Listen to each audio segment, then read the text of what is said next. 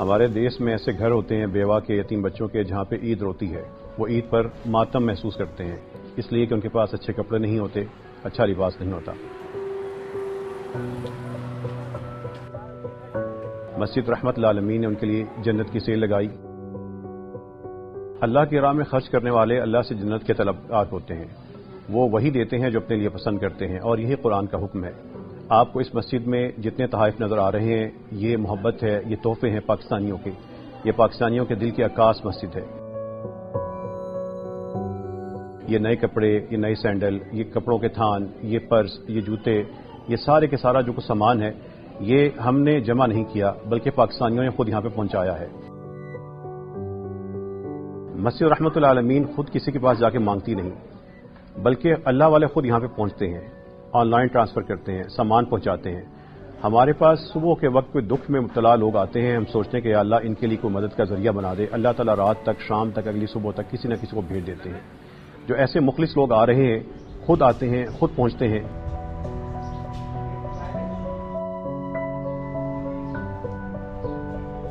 ہمارے دیش کے لوگ اللہ کی راہ میں بے حساب خرچ کرنے والے ہیں، لیکن ایک بڑا مسئلہ یہ کہ صحیح مستحق افراد تک ہم کیسے پہنچیں۔ اصل بات یہ کہ امانت بھی دی جائے اور مستحق کو دی جائے۔ اس مقصد کے لیے مسجد رحمت للعالمین نے 12 رکنی ٹیم بنائی ہے، پورا سال رجسٹریشن ہوتی ہے۔ مسجد بیت المال میں اس وقت 13,000 افراد رجسٹر ہو چکے ہیں، ان میں سے 6,000 افراد شدید مستحق افراد ہیں، ان کے خاندان ہیں، ان میں بیوہ خواتین ہیں، یتیم بچے ہیں، کینسر سے بھرے ہوئے جسم ہیں، ایسے ہیں جو معذور ہیں، نابینا ہیں، اندھے ہیں، جو جل چکے ہیں لیکن ان کے بچے اس وقت ترس رہے ہیں۔ ان لوگوں کا، مستحق افراد کا ہم نے انٹرویو کیا ہے، ان کی تفصیل لکھی ہے، ان کو عزت سے پھر بلاتے ہیں۔ مسجد رحمت العالمین نے اس کی ایپ بنائی ہے، اس کے ذریعے ان کو ہم میسج بھیجتے ہیں، وہ یہاں پہ آتے ہیں، اپنی باری پہ اپنی مدد لے کے چلے جاتے ہیں۔ جو مستحق ہوگا اس کو مدد ملے گی، جو مستحق نہیں ہے اس کی رجسٹریشن نہیں کی جاتی، اگر ہو بھی جائے تو اس کو مدد نہیں مل سکتی۔ اس لیے کہ ہمارا یہ یقین ہے کہ اگر رسول اللہ صلی اللہ علیہ وسلم اور اسلام کے ہم دیے ہوئے نظام کے مطابق 2.5% زکوٰۃ کو صحیح خرچ کر دیں، تشہیر پہ خرچ نہ کریں، ادھر ادھر کے ایجنڈے پہ خرچ نہ کریں، بلکہ مستحق کا مال مستحق کو دے دیں، تو ان مستحق افراد کی اذیت ختم ہو جائے، تکلیف ختم ہو جائے، یہ شدید اذیت سے نکل کے ایک ایسے دائرے میں آ جائیں جس پہ سکون ہے، جس میں رحمت ہے، جس میں محبت ہے، جس میں اپنائیت ہے اور چاہت ہے۔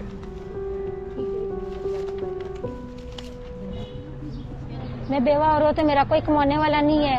میں عید سے پہلے 2 مہینے پہلے آئی تھی، انہوں نے مجھے راشن، کپڑا، جوتی، ہر چیز دی تھی۔ انہوں نے کہا تھا عید پہ آنا، رمضان میں آنا، تو میں آئی ہوں۔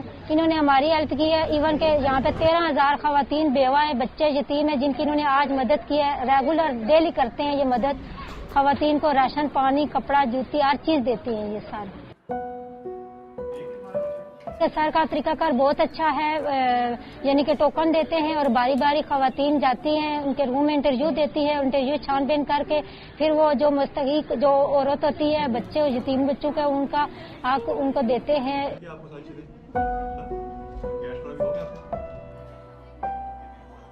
ہم صبح و شام 1 نہیں، 10 نہیں، 100 نہیں، بلکہ درجنوں سینکڑوں افراد کو ملتے ہیں۔ ان میں بیوہ خاتون آئے گی، روتی ہوئی آ کے کہے گی میرے بچوں کو صرف کھانا کھلا دو، صرف پیٹ بھر کے ایک دفعہ کھانا کھلا دو، میرے بچوں نے کھانا نہیں کھایا۔ ان میں یتیم بچے آئیں گے جو بتائیں گے باپ جب سے دنیا میں گیا 4 سال ہو چکے ہیں، کبھی نیا کپڑا نصیب نہیں ہوا۔ ان میں وہ بیٹیاں آئیں گی جو آ کے جب ہم ان سے پوچھتے ہیں کہ ابھی گوشت کھایا ہے تو وہ ہنس پڑتی ہیں کہ ہم وہ لوگ نہیں ہیں جو گوشت کھاتے ہوں۔ ان میں ایسے لوگ ہیں باپ کو کرنٹ لگا، جل گیا، بے حس و حرکت گھر میں پڑا ہے، گھر میں راشن نہیں ہے، بچے آ جاتے ہیں کہ ہمیں صرف کھانا کھلا دیں اور باپ کے لیے دوائی لے دیں۔ ان میں ایسی بیوہ خواتین ہیں، ایسے یتیم بچے ہیں کہ جنہوں نے کئی سال تک اچھا جوتا نہیں پہنا، ان کے پاؤں میں جب ہم دیکھتے ہیں چھالے بتاتے ہیں کہ اتنا حصہ خراب ہے اور اتنا حصہ ابھی جوتے کا بچا ہوا ہے۔ عملی طور پر ہم نے ایسی مائیں دیکھی جو شدید تکلیف میں ہیں لیکن اپنے بچوں کی روٹی پورا کرنے کے لیے فاقے کا شکار ہے۔ جس نے دیکھنا ہو کہ پاکستان میں جو اذیت میں جی رہے ہیں وہ کیسے ہوتے ہیں، وہ اس مسجد رحمت للعالمین میں روز 2 بجے آ جائے، ہمارے ساتھ بیٹھ جائے، وہ ان کے دکھوں کو دیکھے، وہ ان کے ساتھ اپنے آنسو شیئر کرے۔ وہ دیکھے گا کہ جو سب سے زیادہ اذیت میں لوگ ہوتے ہیں لیکن سفید پوش ہوتے ہیں، اپنا بھرم رکھتے ہیں، وہ کس طریقے سے جیتے ہیں اور ہمیں کس طریقے سے ان کی مدد کرنی ہوگی۔ میرا نام نازیہ خانم ہے اور میں اسلام آباد باراکاؤ سے ہوں۔ میرا تھوڑا سا ایشو ہو گیا ہسبینڈ کا، موبائل ان کا مس پلیس ہوا جس کی وجہ سے ان کا سم کا غلط یوز ہوا اور پولیس والے ان کو لے گئے۔ میں آپ کو بتاؤں، اگر میں کل کی بات کروں تو میں نے سب کو मैसेज किया तो कोई मुझे सिर्फ 2000 दे दे, मैंने सिलेंडर भरवाना है मेरे घर गैस में, और मैंने इसलिए आज छोटे बच्चों को रोजा नहीं रखवाया, खुद जो है पानी पी के रोजा रख लिया था।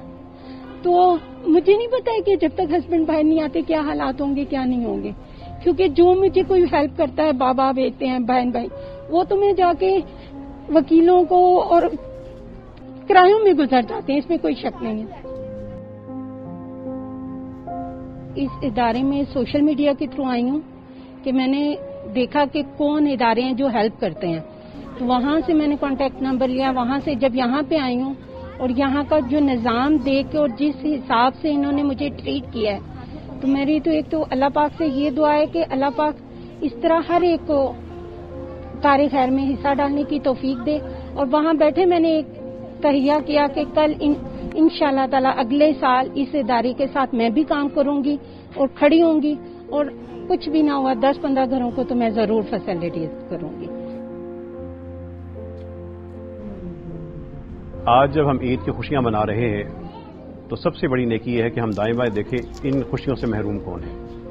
आज जब हम फरहत में हैं तो देखें कि हमारे इर्द अज़ियत में कौन है। आपकी गली में, आपके मोहल्ले में, आपके रिश्तेदारों में सबसे पहले इनका हक है। इस्लाम भी यही कहता है, कुरान भी बार बार यही याद करवाता है। खुद तो अच्छे कपड़े पहन लेना, लेकिन गली में किसी यतीम बच्चे का पता ना होना, ये ईद तो ना हुई। खुद तो पूरे घर ने शानदार खाना खा लिया, लेकिन पड़ोस में, नज़दीक, आसपास रिश्तेदारों में कुछ भूखे हों, ये ईद तो ना हुई।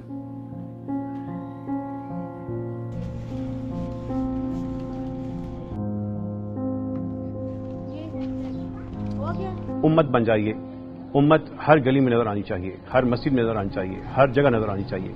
जो मुस्तहिक अफराद हैं आगे बढ़ें, उनका मददगार बन जाए, अल्लाह आपका मददगार बन जाएगा। अल्लाह से रहमत चाहते हैं तो आज ईद के दिन भी रहमत देने की कोशिश करें, रहमत बांटते जाएं, अल्लाह से रहमत मिलती जाएगी।